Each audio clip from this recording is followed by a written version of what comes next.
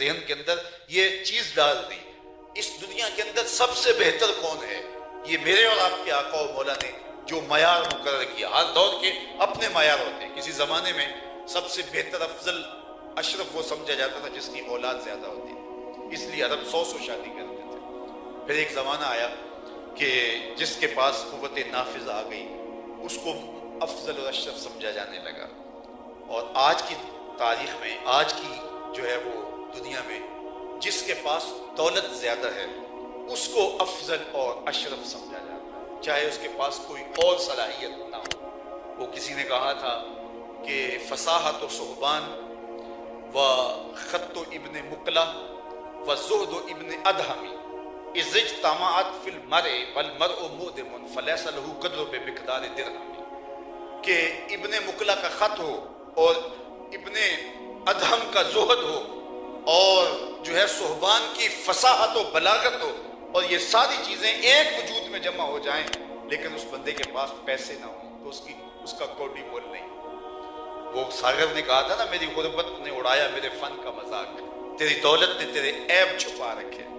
وہ قاضی میں پڑھ رہا تھا کہ غریب کی بیماری ہو تو اسے کھرک کہا جاتا ہے اور امیر کی ہو تو اسے الرجی کہا جاتا ہے۔ تو آج غریب اور امیر کا یہ فرق اور یہ کہانیاں، تو لیکن یہ دنیا کے معیار ہیں۔ کسی زمانے میں یہ معیار کہ جس کے پاس بچے زیادہ ہیں، اولاد زیادہ ہے، کیونکہ جس کی لاٹھی اس کی بھینس کا قانون تھا، وہ اشرف۔ جس کے پاس اقتدار زیادہ ہے وہ اشرف، جس کے پاس منصب ہے وہ افضل، اور جس کے پاس دولت کے انبار ہیں وہ اشرف اور معزز شہر۔ لیکن میرے اور آپ کے آقا و مولا نے ایک معیار دیا، اور وہی حقیقی معیار ہے، اور وہ کہ خیرکم من تعلم القرآن وعلمہ۔ تم میں سے افضل کون ہے، تم میں سے اشرف کون ہے؟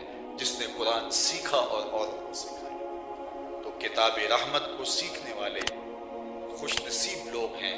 حضور علیہ السلام نے دن کی تنہائیوں میں، دن کے اجالوں میں اور رات کی تنہائیوں میں اس کتاب کو پڑھتے رہنے کی تلقین کرتے ہوئے ارشاد فرمایا کہ قرآن پڑھا کرو اور قرآن پڑھتے ہوئے رویا کرو۔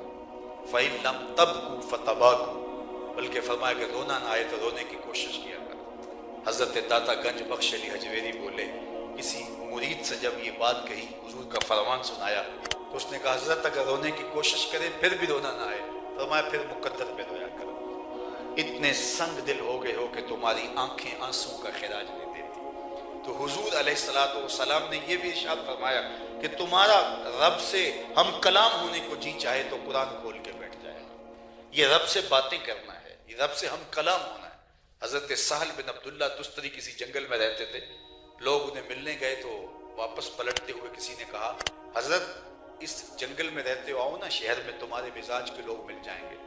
تو کہا یہاں تنہائی کیسے کاٹتے ہو؟ کہا تمہیں کس نے کہا میں تنہا رہتا ہوں؟ کہا کسی نے کیا کہنا تھا، ہم خود دیکھ رہے ہیں۔ کہا تم نے غلط دیکھا، میں تنہا نہیں ہوں۔ جب میرا اس سے باتیں کرنے کو جی چاہتا ہے تو میں نماز کے لیے کھڑا ہو جاتا ہوں، اور جب اس کی باتیں سننے کو جی چاہتا ہے تو قرآن کھول کے بیٹھ جاتا ہوں۔ کبھی اپنی سناتا ہوں، کبھی اس کی سنتا ہوں۔ تمہیں کس نے کہا ہے میں تنہا ہوں؟ میں تو دم دم اپنے رب کے ساتھ ہوں۔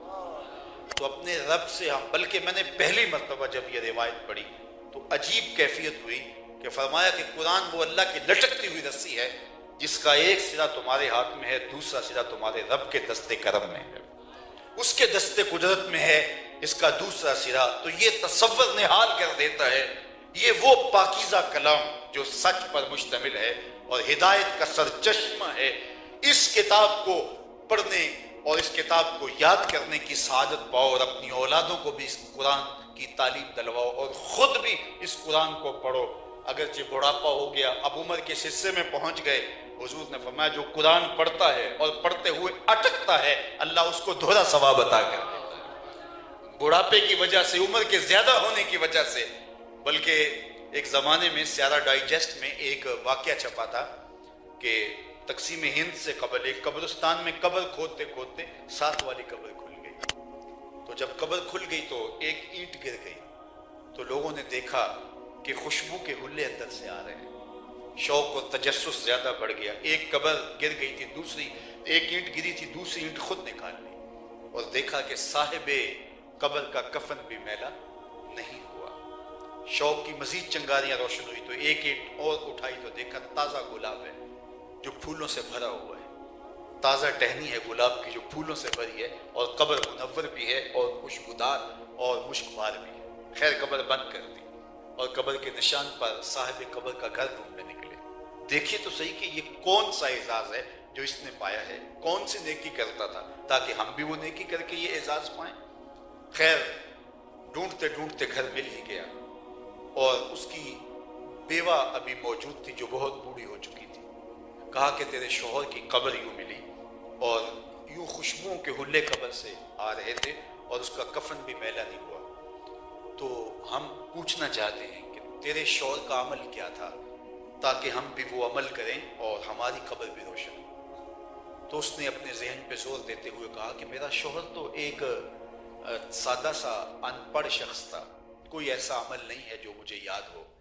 ہاں ایک بات مجھے یاد ہے، اور وہ یہ کہ میرا شوہر قرآن نہیں پڑھا ہوا تھا، اور اسے شوق پیدا ہو گیا قرآن کی تلاوت کا، لیکن عمر کے اس حصے میں جو ہے وہ پڑھ نہیں سکتا تھا۔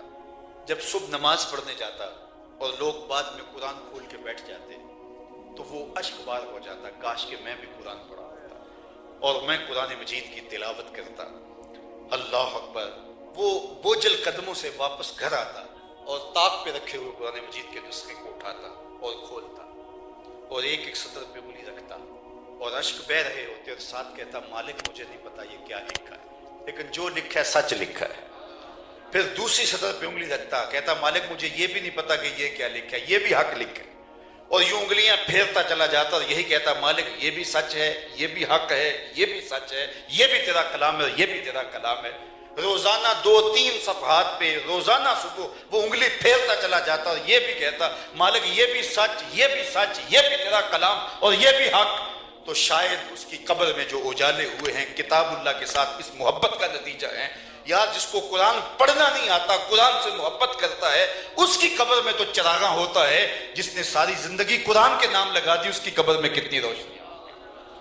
یہ بچے جب حفظ کرتے ہیں، چونکہ میں بھی اسی شعبے سے وابستہ ہوں، تو کبھی رات کے پچھلے پہر جانا ہوتا ہے، تو میں جب جاتا ہوں مسجد میں تو دیکھتا ہوں کہ کہیں سے قرآن پڑھنے کی آواز آ رہی ہوتی ہے، تو اندھیرا ہے اور چراغ گل ہیں، تو میں جو ہے دیکھتا ہوں یہ کون اس وقت اندھیرے میں بیٹھ کے پڑھ رہا تھا۔ میں دیکھتا ہوں جو ہے وہ جو بتی جلا کے تو کوئی بچہ سویا ہوا قرآن پڑھ رہا ہوتا ہے۔ بعض کا بچوں کو عادت ہوتی ہے نا کہ وہ سوئے ہوئے بول رہے ہوتے ہیں، تو سارا دن مشق کرتے، سارا دن سب کی یاد کرتے، سبق یاد کرتے، منزل یاد کرتے، تو بعض بچے سوئے ہوئے قرآن پڑھ رہے ہوتے ہیں۔ پھر رشک آتا ہے، او خوش نصیبو کہ تم سوئے ہوئے خوابوں میں بھی قرآن پڑھ رہے ہو۔ تو فرمایا اپنی اولاد کو قرآن پڑھنا سکھاؤ۔ یہ 3 چیزیں اپنی اولاد کو سکھانا تمہارے ذمے ہے۔ سب سے پہلی چیز، تمہاری اولادیں محبت رسول سے خالی نہ رہ جائیں۔ دوسری بات ہے تمہاری اولادیں اہل بیت کی محبت سے خالی نہ رہ جائیں، اور تیسری بات تمہاری اولادیں قرآن مجید سے محروم نہ رہ جائیں۔ اپنے بچوں کو ڈاکٹر بناؤ، انجینئر بناؤ، اچھا بزنس مین بناؤ، وہ چرخ پہ جھولیں، ہواؤں میں اڑیں، وہ عزتوں کی مسندوں پہ بیٹھیں، یہ ساری عزتیں انہیں نصیب ہوں اور تمہیں مبارک ہو، لیکن اگر ان کے دل میں قرآن نہیں ہے تو وہ اجڑے ہوئے گھر کی مانند ہے، اور اگر ان کے سینے میں